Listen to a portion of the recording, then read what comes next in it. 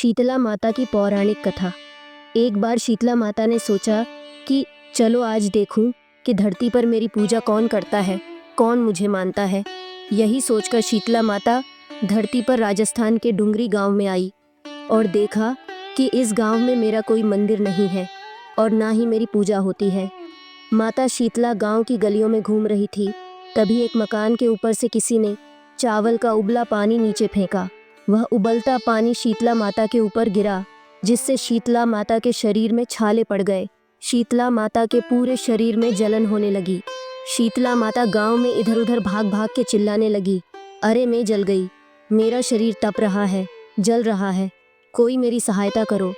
लेकिन उस गांव में किसी ने शीतला माता की सहायता नहीं की। वहीं अपने घर के बाहर एक कुम्हारन महिला बैठी थी। उस कुम्हारन ने देखा कि यह बूढ़ी माई तो बहुत जल गई है, इसके पूरे शरीर में तपन है, इसके पूरे शरीर में फफोले पड़ गए हैं, यह तपन सहन नहीं कर पा रही है।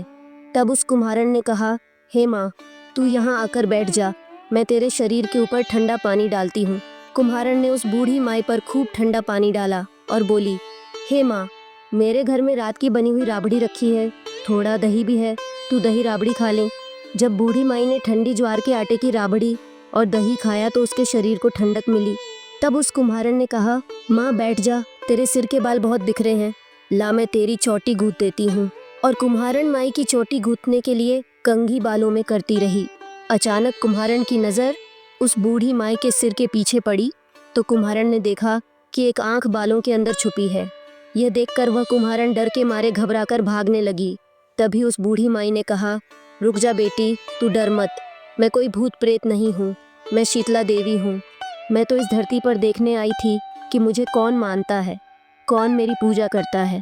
इतना कहकर माता चार भुजा वाली, हीरे जवाहरात के आभूषण पहने, सिर पर स्वर्ण मुकुट धारण किए अपने असली रूप में प्रकट हो गई।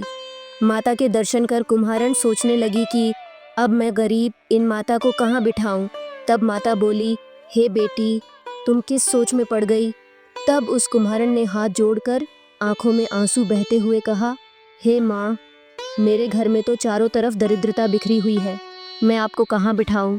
मेरे घर में ना तो चौकी है, ना ही बैठने का आसन।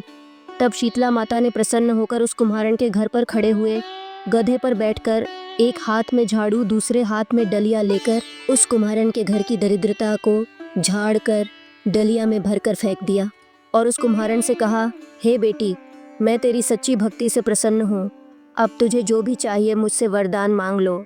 तब कुम्हारन ने हाथ जोड़कर कहा, हे माता, मेरी इच्छा है कि अब आप इसी डुंगरी गांव में स्थापित होकर यही निवास करें और जिस प्रकार आपने मेरे घर की दरिद्रता को अपनी झाड़ू से साफ कर दिया, ऐसे ही आपको जो भी भक्त होली के बाद की सप्तमी को भक्ति भाव से पूजा कर अष्टमी के दिन आपको ठंडा जल, दही और बासी ठंडा भोजन चढ़ाए, उसके घर की दरिद्रता को दूर करना और आपकी पूजा करने वाली महिला का अखंड सुहाग रखना, उसकी गोद हमेशा भरी रखना।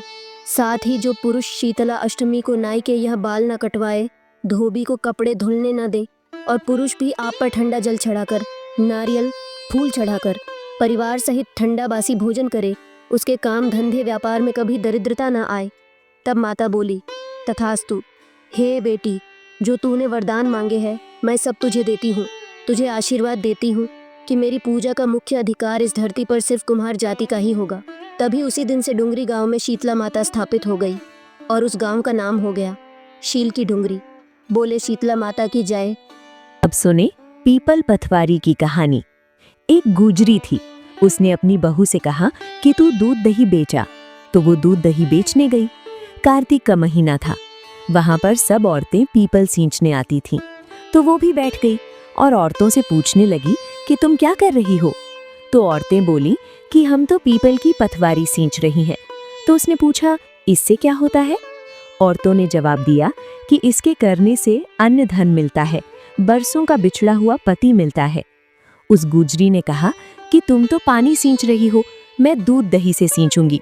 उसकी सास रोज कहती कि तू दूध दही बेचकर पैसे ला कर दे। तो उसने कहा, जब कार्तिक का महीना पूरा हो जाएगा तब ला दूंगी। अब कार्तिक का महीना पूरा हो गया और पूर्णिमा के दिन गुजरी पीपल पथवारी के पास धरना देकर बैठ गई। पीपल ने पूछा कि तू यहाँ क्यों बैठी है। गुजरी ने कहा, मेरी सास दूध दही के पैसे मांगेगी। तो पीपल ने कहा, मेरे पास पैसे नहीं है, ये पत्थर, डंडे, पान, पत्ते पड़े हैं, वो ले जा और गुल्लक में रख देना। उसने ऐसा ही किया। जब सास ने पूछा, पैसे लाई है? तो गुजरी ने कहा, मैंने पैसे गुल्लक में रखे हैं। तब सास ने गुल्लक खोलकर देखी तो सास देखती रह गई कि उसमें हीरे मोती जगमगा रहे हैं। पत्थर, डंडे और पत्तों का धन हो गया। सास बोली कि बहू, इतना पैसा कहाँ से लाई? तब बहू ने आकर देखा तो बहुत धन पड़ा है। ये देखकर गुजरी ने कहा, सासू जी, मैंने तो 1 महीना दूध दही से पीपल की पथवारी में सींचा था और मैंने उससे धन मांगा था, तो उसने मुझे पत्थर, डंडे, पत्ते दिए थे जो मैंने गुल्लक में रख दिए थे और वो हीरे मोती हो गए। तब सासू ने कहा कि अब की बार मैं भी पथवारी सींचूंगी। सास दूध दही तो बेच आती और हांडी धोकर पीपल पथवारी में रखाती और बहू से कहती कि तू मेरे से पैसे मांग। तो बहू ने कहा कि कभी बहू भी सास से पैसे मांगती है? फिर भी सास बोली कि तू मेरे से पैसे मांग। तो बहू ने सास से दूध दही के पैसे मांगे। तो सासू पीपल पथवारी पर जाकर धरना देकर बैठ गई। तो पीपल ने डंडे, पत्ते, पान, भाटे उसे भी दिए और कहा गुल्लक में जाकर रख दे। सासू ने ऐसा ही किया। फिर बहू ने जब गुल्लक खोलकर देखा तो उसमें कीड़े मकोड़े चल रहे थे। बहू ने सास से कहा, ये क्या है? तो सास देखकर बोली कि पीपल पथवारी ने तेरे को तो अन्न धन दिया और मुझे कीड़े मकोड़े दिए। तब सब बोले कि बहू तो पीपल पथवारी सत से सींचती थी और सासू धन की भूख से सींचती थी। इसलिए हे पथवारी माता, जैसे बहू को दिया वैसा सबको देना और जैसा सासू को दिया वैसा किसी को मत देना। इसी तरह के व्रत कहानी वीडियो को देखने के लिए हमारे चैनल को सब्सक्राइब करें और वीडियो को लाइक और शेयर करें।